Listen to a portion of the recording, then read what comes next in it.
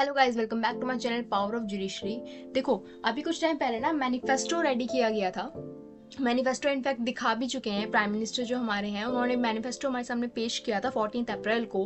Basically ना ये video मैंने बनाई उसी लिए क्योंकि सबके पास इतना टाइम नहीं होता कि वो एक 76 पेजेस के मैनिफेस्टो को रीड आउट करें।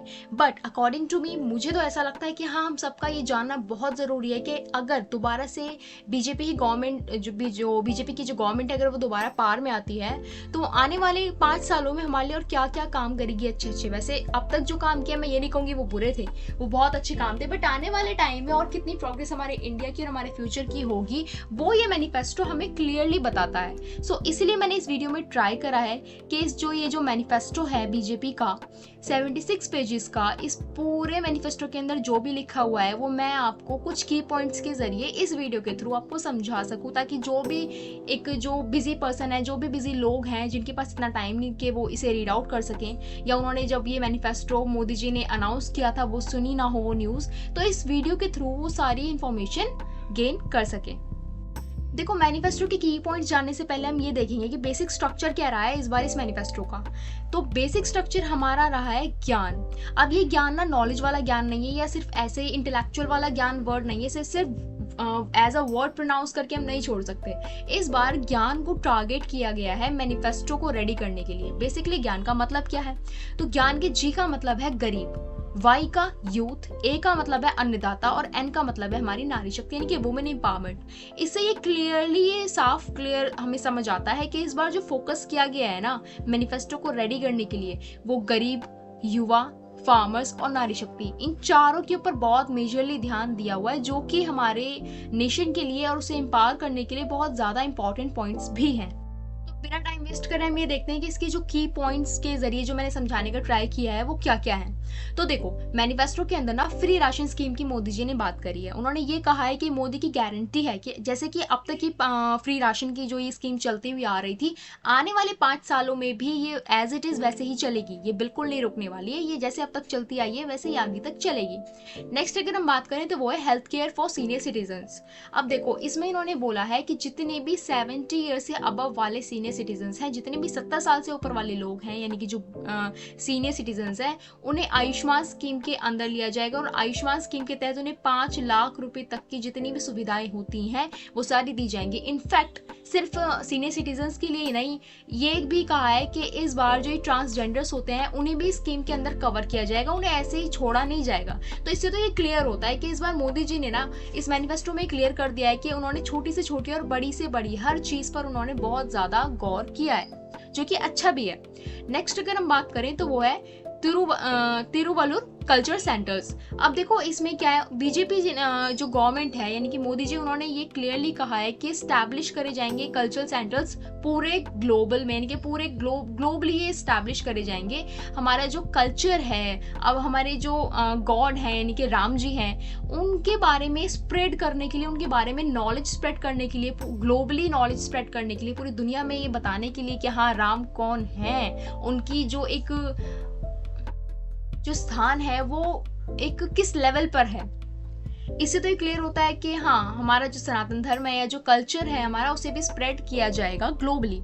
ओके, अब नेक्स्ट अगर हम बात करें तो ये है फ्री इलेक्ट्रिसिटी के बारे में। मोदी जी ने कहा है कि प्राइम मिनिस्टर सूर्य घर मुफ्त बिजली योजना के तहत फ्री इलेक्ट्रिसिटी के बारे में बात करी है कि 0 बिल यानी कि फ्री इलेक्ट्रिसिटी दी जाएगी। साथ साथ उन्होंने ये भी कहा है कि इस योजना के तहत हम उस चीज से, बिजली से हम कमाएंगे भी, हमारी अर्निंग भी हो सकेगी। नेक्स्ट पॉइंट की अगर हम बात करें तो वो है सिटीजनशिप यानी कि CAA। इसे इम्प्लीमेंट करने की बात करी गई है, इस अमेंडमेंट को इम्प्लीमेंट किया जाएगा। आगे देखें तो 1 नेशन 1 इलेक्शन भी इम्प्लीमेंट किया जाएगा एकदम प्रॉपर तरीके से। 1 नेशन 1 इलेक्शन की बात करी गई है आने वाले सालों में। नेक्स्ट अगर हम देखें तो PM आवास योजना। देखो, PM आवास योजना के तहत ना आज तक काफी करोड़ घर बने हैं अब तक, लेकिन उन्होंने कहा है कि ये चीजें रुकेंगी नहीं, ये घर बनना रुकेंगे नहीं, आगे भी ये चीजें एक्सपेंड होंगी और ज्यादा और घर बनाए जाएंगे। इनफैक्ट इस बार उन्होंने डिसेबल पर्संस की भी बात करी है कि डिसेबल पर्संस जो कि विकलांग लोग होते हैं उनको भी इस योजना के अंदर लिया जाएगा, उनका ध्यान रखते हुए उनके लिए भी घर बनाए जाएंगे। PM आवास योजना के तहत उन्हें भी सुविधाएं दी जाएंगी। नेक्स्ट पॉइंट अगर हम देखें तो India to bid for 2036 Olympics, यानी कि इंडिया के अंदर भी अब ओलंपिक खेल खेले जाएंगे। ओलंपिक्स को इंडिया के अंदर भी बुलाया जाएगा, इंडिया के अंदर ओलंपिक्स को स्टैब्लिश किया जाएगा। ओके, इसका मतलब जो अब तक ओलंपिक इंडिया के बाहर तक ही था, उसे अब इंडिया के अंदर लाने की बात करी जा रही है। ओलंपिक अब 2036 तक इंडिया के अंदर भी आने वाला है, और ये एक बहुत बड़ी अचीवमेंट हम कह सकते हैं कि ओलंपिक अब इंडिया के अंदर आ रहा है। ये एक अचीवमेंट है हमारे लिए। नेक्स्ट अगर हम देखें तो मुद्रा लोन लिमिट। अभी जो मुद्रा लोन है ना, जितने भी मान लीजिए आप जितने ऑटो रिक्शा वाले हैं, जितने भी ऐसे लोग जिनके पास उतने पैसे नहीं है अपना काम या किसी भी तरीके का कुछ भी स्टार्ट करने के लिए, अपने जीवन को बिताने के लिए, उन लोगों के लिए ये योजना थी एक मुद्रा लोन। इसके तहत ये था कि 10 लाख रुपए तक का हमें लोन मिल जाता था, बट अब इसे भी, इसकी जो लिमिट है ना, उसे भी बढ़ाकर 20 लाख करने की बात मोदी जी ने करी कि इस मुद्रा लोन लिमिट को 10 से 20 लाख तक कर दिया जाएगा। जो लोन अब तक सिर्फ 10 लाख तक का मिलता था उसे 20 लाख कर देंगे। नेक्स्ट अगर हम देखें बुलेट ट्रेन, अब तक नहीं ये वेस्ट इंडिया लॉन्च की गई थी, इनफैक्ट उसके अभी भी अंडर कंस्ट्रक्शन है, बट अब मोदी जी ने कहा है कि वेस्ट के साथ साथ नॉर्थ, साउथ, ईस्ट चारों दिशाओं में एक एक बुलेट ट्रेन को इंस्टॉल किया जाएगा, यानी कि चारों दिशाओं में एक एक बुलेट ट्रेन चलेगी अब हमारी। नेक्स्ट अगर हम देखें तो वंदे भारत के 3 मॉडल बताए गए हैं कि वंदे भारत के 3 मॉडल और चलेंगे, जो कि वंदे भारत स्लीपर है, वंदे भारत चेयर कार है, वंदे भारत मेट्रो है। वी कांट इमेजिन कि आगे अगर जैसे कि इस मैनिफेस्टो में लिखा है, अगर वैसी सारी चीजें होती हैं तो कितना अच्छा हमारा एक जो इंडिया है ना, कितनी अच्छी डेवलपिंग जो हमारा अब तक ये इंडिया रहा है, किस तरीके से डेवलप होगा। अब नेक्स्ट अगर हम देखें तो for making India hub of high value services centre, यानी कि हमारे इंडिया को एक high value service centre hub बनाने की प्रिपरेशन चलाई गई है, यानी कि चलाने की बात करी है। सेटअप करा जाएगा एक global capital centre, global tech centre, global engineering centre. Next अगर हम पॉइंट देखें तो वो है लॉन्च गगनयान। ये भारत का पहला ह्यूमन स्पेस फ्लाइट मिशन होगा। जैसे कि अब तक चंद्रयान रहा था, उसके बाद ये गगनयान को भी लॉन्च करने की बात करी गई है।